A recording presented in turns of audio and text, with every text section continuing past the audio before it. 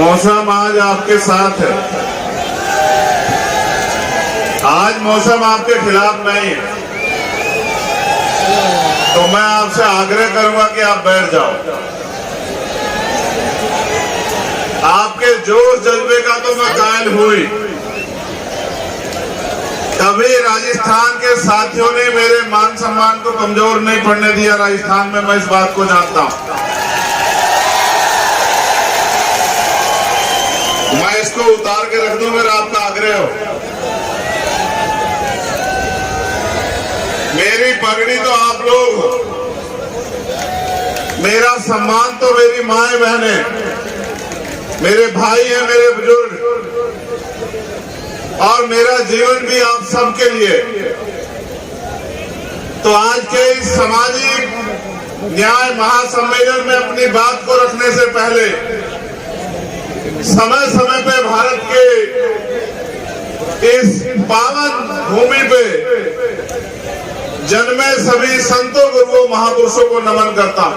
परिवर्तन के जो अग्रदूत पैदा हुए, जिन्होंने अपने जीवन का हर एक पल कमजोरों, शोषितों, किसानों, नौजवानों, मजदूरों, महिलाओं की तरक्की के लिए लगाया। राष्ट्रपिता ज्योतिबा फूले, छत्रपति साहू जी महाराज, पेरियार रामास्वामी नाइकर, पेरियार लल्लू यादव, बाबू जगदेव प्रसाद कुशवाहा, जननायक कपूरी ठाकुर, महामना रामस्वरूप वर्मा, और नमन करता हूं उन सभी शहीदों को जिन्होंने देश की आजादी में योगदान दिया। धन्यवाद देता हूं राजस्थान के भीम आर्मी के कार्यकर्ता को, सभी जिला कमेटियों को, बूथ कमेटियों को, विधानसभा कमेटियों को, प्रदेश कमेटियों को, और सबसे ज्यादा धन्यवाद देता हूं बहुजन मीडिया के साथियों को, अपने मीडिया के साथियों को, उनका भी बहुत बहुत धन्यवाद। जो खबर कोई नहीं दिखाएगा वो आपके जरिए, आज सोशल मीडिया का जमाना है, पूरा देश देखेगा। सम्मानित साथियों, पिछले 6 न्यायिक सम्मेलन हमने किए राजस्थान के अलग अलग कोनों में, और 7वां सामाजिक न्याय सम्मेलन समापन हमें वो यहां करना है। ये प्रदेश की राजधानी है। उसके साथ साथ जो हमारी साइकिल यात्रा, सामाजिक परिवर्तन, आर्थिक मुक्ति साइकिल यात्रा जो चली हुई है, वो भी आगे बढ़ेगी, और अलग अलग विधानसभाओं में हमारी सभाएं भी होंगी।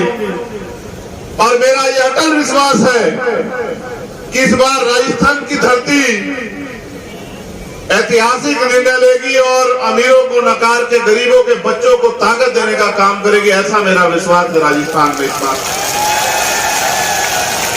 यहाँ की सरकार से भी मुझे बहुत कुछ कहना है। कहना इसलिए है क्योंकि हम लोग प्रदेश की राजधानी में हैं। जैसी चमक सूर्य की मेरे चेहरे पे पड़ी है, ऐसी चमक आपकी जिंदगियों में आ जाए, यही पूरा आंदोलन है, यही पूरा संघर्ष है, यही लक्ष्य है। और ये चमक तब तक रहेगी जब तक आप लोग संघर्ष करोगे। जिस दिन आपने संघर्ष का रास्ता छोड़ के सुविधा का रास्ता इख्तियार कर लिया, ये चमक भी चली जाएगी। मेरे साथियों, इस बात को आप लोग याद रखना। तो जैसा मैंने कहा कि यहाँ की सरकार से भी बात करनी है, लेकिन यहाँ की सरकार के साथ यहाँ अपने लोगों से भी बात करनी है कि वो क्या चाहते हैं।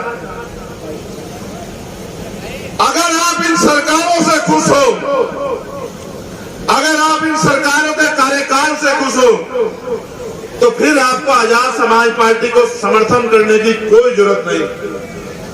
और अगर आप ये मानते हो कि बारंबार आपसे धोखा करके, आपसे झूठे वादे करके आपको ठगा गया है, तो फिर हमारे यहाँ एक कहावत है कि अजमाए हुए को अजमाया हुआ नहीं जाता। अगर आप मानते हैं कि यहाँ सभी सरकारों ने आपको बेबस लाचार गुलाम बनाने का काम किया है, तो मेरे साथियों फिर ऐतिहासिक निर्णय लो, क्योंकि भारत में आज लोकतंत्र है और लोकतंत्र में बहुमत का शासन होना चाहिए, जिनका वोट होना चाहिए उनका राज होना चाहिए। लेकिन वोट यहाँ आपके पास है, राज आपके हिस्से में नहीं आया, आपके हिस्से में आया जुल्म, जाति, बेबसी, लाचारी, अन्याय, अत्याचार और खिस्ती खाल, लुटती अस्मत, ये आपके हिस्से में आया। बेबसी, लाचारी और कई तरह की बेबसी, लाचारी।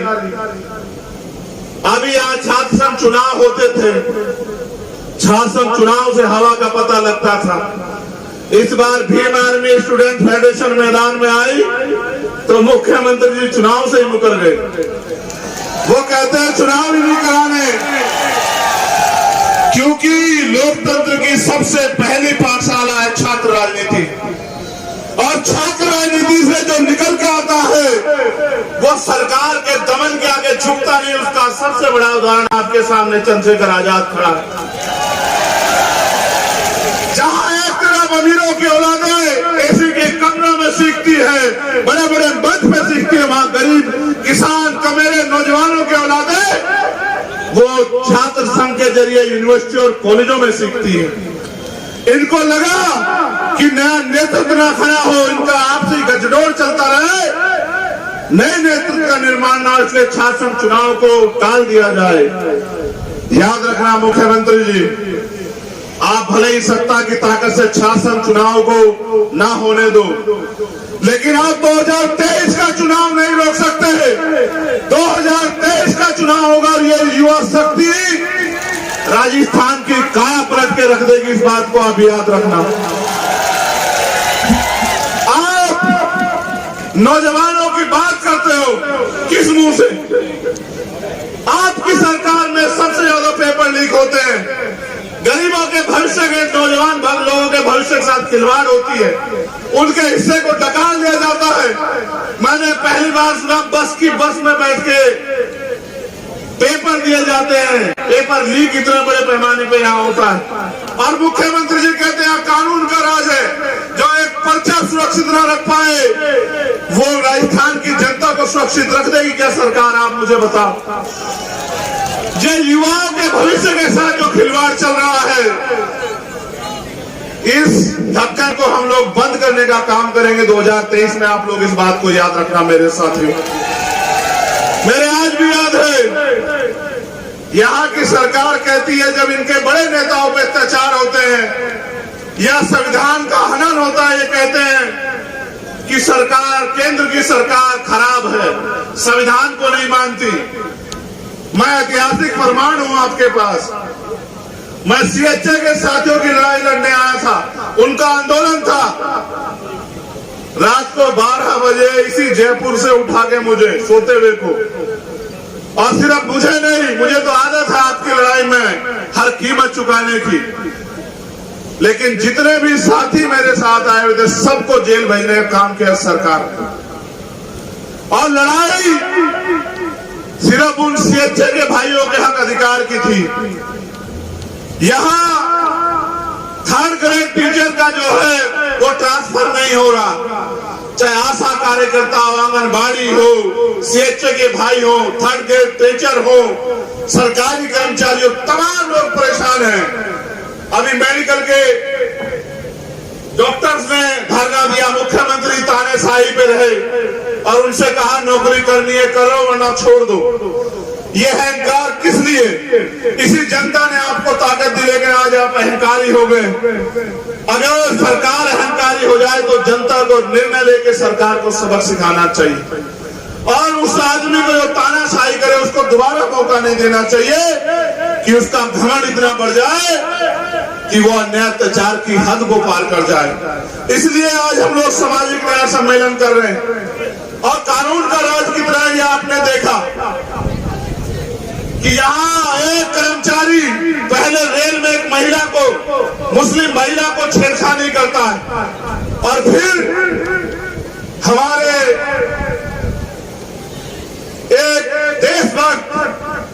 भाई की जो है टीकाराम मीणा जी की और उनके साथ असगर और तमाम लोगों की, जिनका असगर भाई के मैं घर भी जाऊंगा, वो यही जयपुर के थे, उनके आंसू पूछने के लिए, लेकिन उनकी गोली मार के हत्या कर देती है।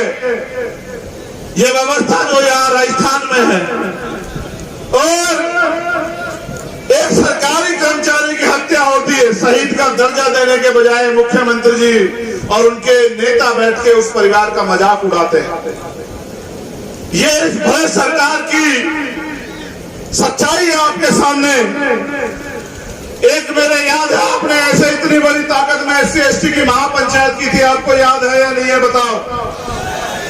जिस दिन से उन कर्मचारियों ने अपनी मांगों को लेकर SC/ST की महापंचायत की, वो सारे कर्मचारी, मैं जानता हूं कितना उत्पीड़न उन अधिकारी कर्मचारियों का सरकार के लोगों ने किया। सरकार को लगा कि ये कर्मचारी अपने हक आवाज के लिए समाज को इकट्ठा कर रहे हैं। मैं उन कर्मचारी साथियों से भी कहना चाहता हूं कि जब तक आप अपनी राजनीतिक ताकत नहीं बनाओगे, जब तक आप अपने व्यक्ति को ताकतवर नहीं बनाओगे, इसी तरह के दमन का सामना आपको करना पड़ेगा। लेकिन विश्वास रखिए, अगर एक भी कर्मचारी का दमन होगा तो दमन करने वाला चाहे मुख्यमंत्री हो या उनका कोई मंत्री या उनका कोई अधिकारी, वो चैन से नहीं बैठेगा कुर्सी में। इस बात को आप लोग याद रखना। 2 अप्रैल 2018 के सारे मुकदमे वापस अभी नहीं हुए सारे मुकदमे वापस, और SC/ST आयोग बनाया। किसी पोस्ट ऑफिस से ज्यादा नहीं है वो, उनकी कोई बात नहीं मानी जाती। उनके जो अध्यक्ष है उनको भी मैंने सुना, वो भी बेचारे कहते रहते हैं कि साहब ये परेशानी को सुनता नहीं, एक झुंझुना बना के रख दिया, उसको कोई ताकत पावर नहीं है। झुंझुना इसलिए बना दिया कि हम सवाल ना करें, लेकिन सवाल तो करने पड़ेंगे। जनता ने आपको वोट देकर सरकार बनाया, और सरकार इसलिए बनाया कि 2 अप्रैल 2018 में स्पेशली SC/ST के लोगों ने जो आंदोलन किया, उन पर झूठे मुकदमे लगे, उनकी खाल खींची गई। उन्होंने सोचा कि बीजेपी को रोकने के लिए हम लोग कांग्रेस को वोट दे देते हैं। उन्होंने आपकी सरकार बना दी, आपने उसके नाम पे 2019 में वोट लिया, और अब आज तक आपने मुकदमे वापस लेके न्याय आयोग को ताकतवर किया। ये बात इस बात को स्पष्ट करती है कि आप इन वर्गों के हितैषी हो ही नहीं। सम्मानित साथियों, बड़े दर्द के साथ कहना पड़ रहा है, देश भर के जुल्म हत्याएं एक तरफ, देश भर का अन्याय अत्याचार एक तरफ, और राजस्थान का अन्याय अत्याचार एक तरफ, और फिर आप अन्याय अत्याचार के खिलाफ आवाज भी नहीं उठा सकते। आपको याद है जितेंद्र मेघवाल, कितने लोगों को याद है? हाथ खड़ा करो। आपको याद है इंद्र मेघवाल, आपको याद है कार्तिक भील, आपको याद है पूजा भील, आपको याद है हर्षपति वाल्मीकि, आपको याद है ओम प्रकाश रैगर, आपको याद है बहन तोला गुजर, आपको याद है भाई पुष्कर कसाना, आपको याद है थाना गाजी, आपको याद है चूरू, आपको याद है बगड़ी, और अभी अभी पाली की जो वीडियो मैंने डाली कि किस तरह इस सरकार में, और मैं अशोक मेघवाल के परिवार के साथ जो उसको भी नहीं भूल सकता। मैंने आपको हर नया पंचायत में याद दिलाया, जब भी आपने सामाजिक न्याय सम्मेलन किए, मैंने आपको याद दिलाया कि चुन जाति अन्याय अत्याचार के जिम्मेदार हम लोग हैं, और कैसे ये आपको जानना चाहिए। आज आप यहाँ हजारों की संख्या में आए, हम इसलिए जिम्मेदार हैं कि जिस वोट के दम पे हम अपना राज स्थापित कर सकते थे, उस वोट को हमने इनको देने का काम किया, और इन्होंने बदले में जो इनका स्वभाव है, इन्होंने बदले में वही अन्याय अत्याचार जुल्म जाति हमें देने का काम किया। अगर आपने इनको ताकतवर न बनाया होता तो किसी जालिम की हिम्मत नहीं होती कि वो जितेंद्र मेघवाल को चाकू से चीर देता। किसी जालिम की हिम्मत नहीं होती कि वो पूजा भील की 10-11 टुकड़ों में जो है उसकी हत्या कर देता। कोई किसी सामंत की हिम्मत नहीं होती कि वो इंद्र मेघवाल को पीट पीट के मार देता, मटकी छूने पर उसके खिलाफ पंचायत होती है। ये हमें मारते भी हैं और उनके खिलाफ हमारे जो अन्याय की लड़ाई है उसके खिलाफ पंचायत भी करवाते हैं। आप ये बताओ कि बाबा साहब ने हमें वोट का अधिकार स्वाभिमान सम्मान की जिंदगी के लिए दिया। बाबा साहब ने हमें वोट का अधिकार गुलामी की बेड़ियां काटने के लिए दिया, और आपने अपनी वोट का प्रयोग किसने किया मेरे साथियों? ऐसे लोगों पे भरोसा करने के लिए जिनका बस चले तो वो आपसे सांस लेने का अधिकार छीन ले, जिनका बस चले वो आपसे पानी पीने का अधिकार छीन ले, जिनका बस चले वो आपसे अच्छे कपड़े पहनने और आजादी से जीने का अधिकार छीन ले। ऐसे लोगों का इसलिए क्योंकि हमने गलती की तो सजा भी हमें मिल रही। वोट दो धारी तलवार है। अगर आप दुश्मन को दोगे तो आपका इलाज होगा, और अगर आप अपनों को दोगे तो आपकी परेशानियों का इलाज होगा। आपको ये तय करना है कि आपको किसका इलाज करवाना है, अपना या उनका, या अपनी परेशानियों का। मेरे प्यारे भाइयों, सरकार ने बहुत सारी नई नई योजनाएं कुछ दिन पहले लागू की।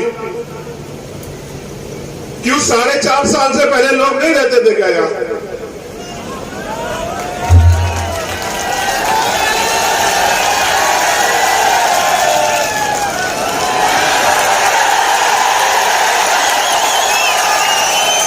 साढ़े 4 साल से पहले यहाँ के लोग किसी दूसरे प्रदेश में रहते थे क्या?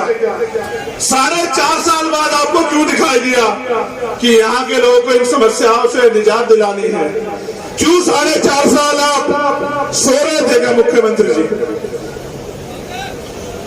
मुझे कहना नहीं चाहिए, लेकिन क्या आप मेरा दर्द जानना चाहते हो? मैं उदयपुर आया जितेंद्र मेघवाल के परिवार से मिलने के लिए।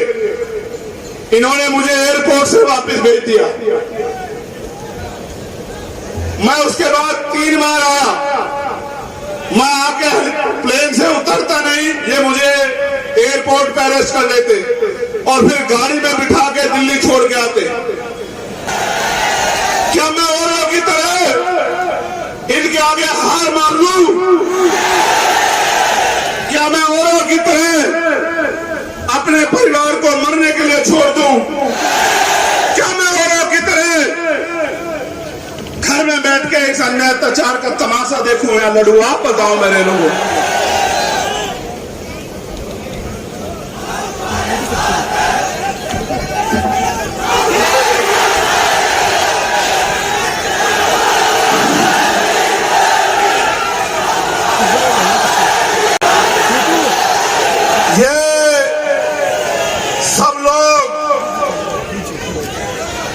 सब लोग ये सोचते होंगे कि हमें आजाद हुए 75 साल हो गए,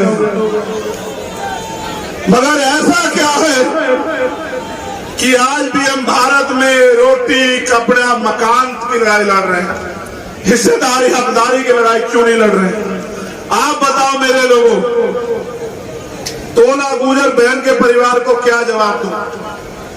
आप बताओ इंद्र मेघवाल और जितेंद्र मेघवाल के परिवार को क्या जवाब दूं? और आप बताओ लाखों लाखों नौजवानों को क्या जवाब दूं? मैं एक चीज जानता कि हर जुल्म जाति की एक उम्र होती है, हर अन्याय की एक सीमा होती है, और हर दमन का बंदोबस्त होता है। अब समय आ गया है साथियों कि जो दमन राजस्थान में चल रहा है, इस दमन को हमें कुचल के स्वाभिमान सम्मान हक अधिकार की जिंदगी राजस्थान में प्राप्त करनी।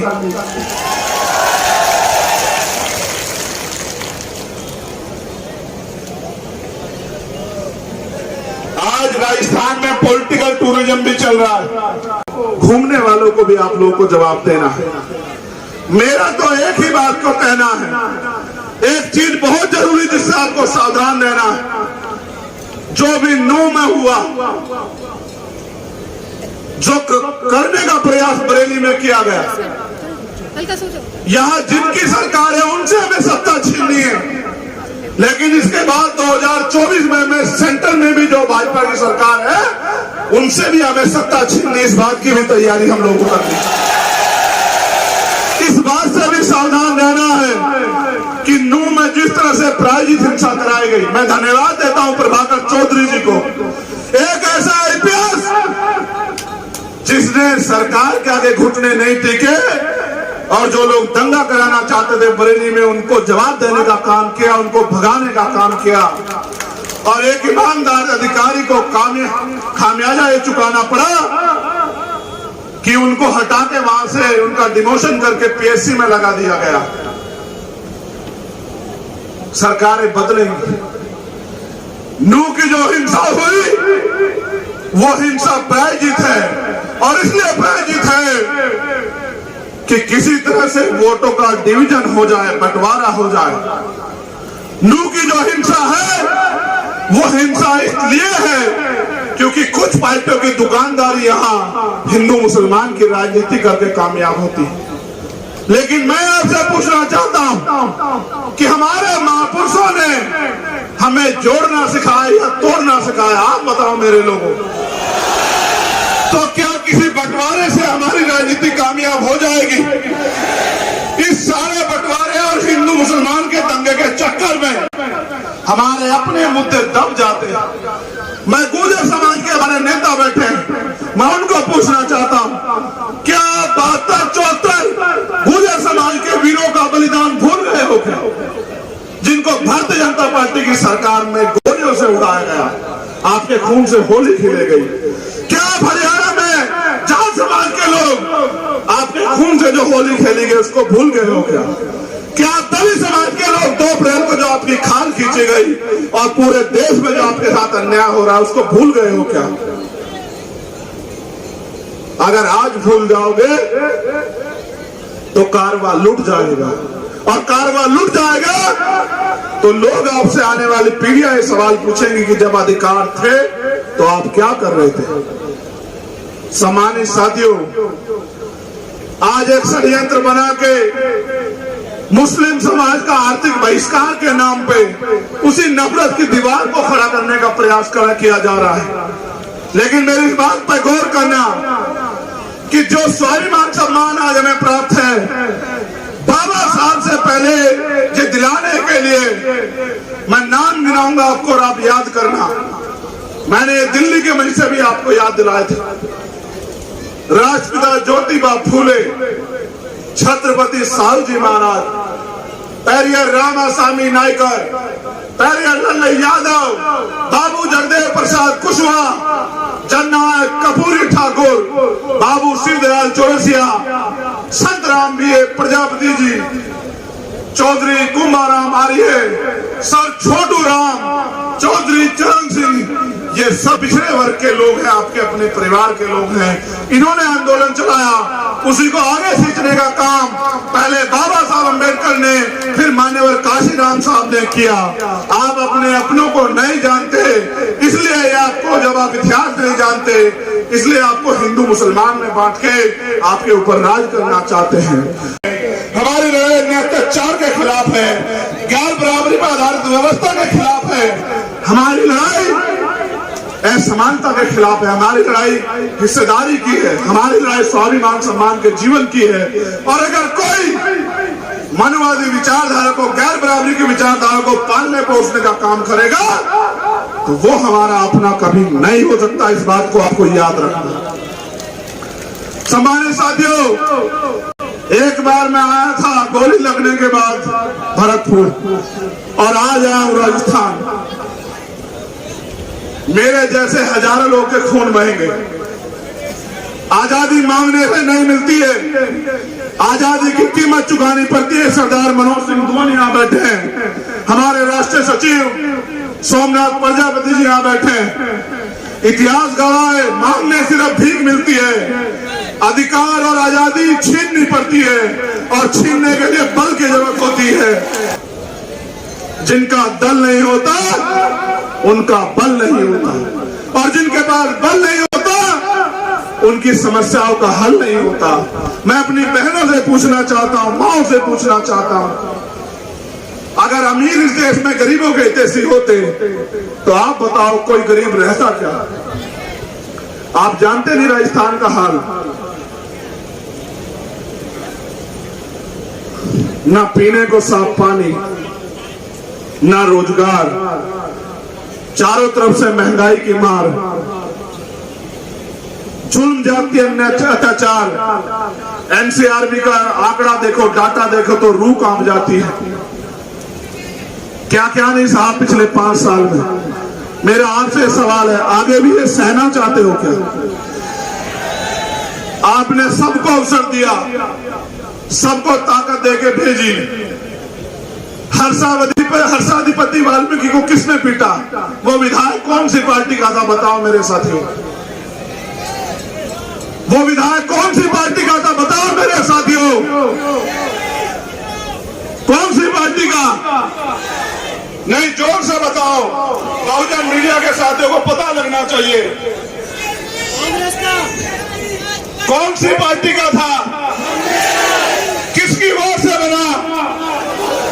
आपकी वोट लेके आपको पीटने वाले लोगों को दोबारा से मौका दोगे क्या भाई? आप जानते नहीं कि वो आपकी वोट लेके किसका इलाज करेंगे? आपका। आपको नुकसान पहुंचाएंगे, आपकी सच्ची लड़ाई लड़ने वालों को नुकसान पहुंचाएंगे। आपको यह तय करना पड़ेगा कि आपका अपना दल आजाद समाज पार्टी, उसका चुनाव निशान क्या है? जरा जोर से बताओ। नहीं, और जोर से बताओ। गहरा तुम्हें पता लगना चाहिए। नहीं, तुम्हारी आवाज मुझसे कम है। क्या है चुनाव निशान? बहुत अच्छे। अब आखिरी बात सुनो, आगे के लिए क्या करना है। अभी एक बयान आया, वो देश के यशस्वी प्रधानमंत्री जी जो खुद को गरीब का बेटा कहते हैं, जो 10 करोड़ का सूट पहनते हैं, वो प्रधानमंत्री जी जो चुनाव के समय कहते हैं मैं पिछड़ी मां का बेटा, और चुनाव के बाद जो पिछड़े समाज के हक अधिकार को लुटवाने का काम करते हैं, वही प्रधानमंत्री के आर्थिक सलाहकार जो हैं विवेक ओबराय, आजादी के दिन के समय उनका यह बयान आना, मेरी बात पे गौर करना कि भारत के संविधान को बदलने की जरूरत है। यह संविधान पुराना हो गया। यह सिर्फ कोई बयान नहीं है और उसका अपना बयान नहीं है। मैं पूरी जिम्मेदारी से कहता हूं, आरएसएस और भारतीय जनता पार्टी हमेशा से भारतीय संविधान के खिलाफ थी। इसलिए मैं आपसे कहना चाहता हूं कि मैं इनको ज्यादा मौका नहीं दूंगा। इसलिए हमने तय किया है कि बहुत जल्द दिल्ली से हम लोग प्रेस कॉन्फ्रेंस करके भारतीय संविधान बचाओ यात्रा शुरू करेंगे पूरे देश के अंदर। और वो यात्रा मध्य प्रदेश से शुरू होगी, वो यात्रा राजस्थान में भी आएगी और देश के पूरे देश के कई कोनों में जाएगी। उस यात्रा का मकसद ये है कि जो संविधान इस देश के हर एक व्यक्ति को बराबर का सम्मान और अधिकार और अवसर देता है, हम करोड़ों शोषितों को स्वाभिमान सम्मान का जीवन देता है, देश की महिलाओं को सरपंच से लेकर प्रधानमंत्री राष्ट्रपति बनने का अधिकार देता है, वो संविधान जो गैर बराबरी से मुक्ति की बात करता है, वो संविधान जो अन्याय अत्याचार को खत्म करने की बात करता है, वो संविधान जिसकी वजह से एक प्राइमरी स्कूल के हेडमास्टर का बेटा यहाँ खड़ा होकर बोल रहा है। आप इस मंच पर उपस्थित हैं और यहाँ इतने अच्छे माइक लगे, टेंट लगे हैं। उस संविधान की रक्षा के लिए भीम आर्मी का जन्म हुआ था। इसलिए मैं आपको वचन देके वादा करता हूं, मेरा वचन अटल है।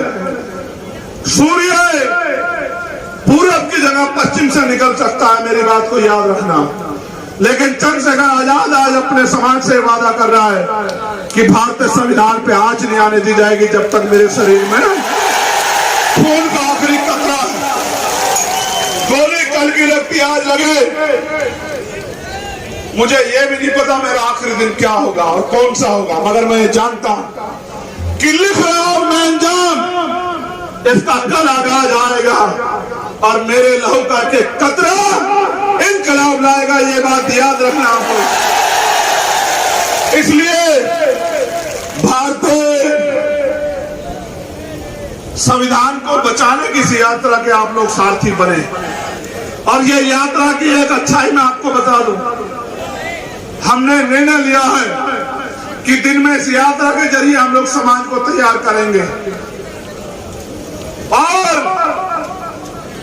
टूरिज्म नहीं होगा। यह यात्रा क्या तो साइकिल पे होगी या पैदल होगी, प्लस रात के ठहराव की व्यवस्था पहले से नहीं होगी। जिस समाज की लड़ाई लड़ रहे हैं उस समाज की जिम्मेदारी होगी कि वो हमारे खाने का सोने की व्यवस्था करे, और समाज खाने सोने की व्यवस्था नहीं करेगा तो मैं वचन देकर कहता हूं कि हम लोग भी भूखे ही सो जाएंगे लेकिन रुकेंगे नहीं। उनका पुलिस का भी धन्यवाद, पहली बार धन्यवाद दे रहा हूं क्योंकि हमसे पहले तो आपने मुझसे ऐसी दुश्मनी निभाई सरकार के इशारे पे। भाई मैं भी आपकी तरह किसान, एक प्राइमरी स्कूल के अध्यापक का बेटा हूं, आप भी किसान का मेरे को बेटे। अगर आप मुख्यमंत्री मंत्री के बेटे होते तो आप 2 स्टार 3 स्टार नहीं होते, या कांस्टेबल हेड कांस्टेबल नहीं होते। मेरे भाइयों, ये मेरी बहनें भी जो हैं, आपको और हमें कोई टकराव नहीं। हम अपने अधिकार के लड़ने के लिए जाते और आपकी मजबूरी सम्मान करें, वो भारत का संविधान है, हम उसके सिपाही है। बहुत बहुत धन्यवाद। जय भीम, जय भारत, जय मंडल, जय जोहार, जय संविधान। Bhim army, Azad Samaj party, Bhim army, Azad Samaj party. धन्यवाद। जय भीम, जय भारत।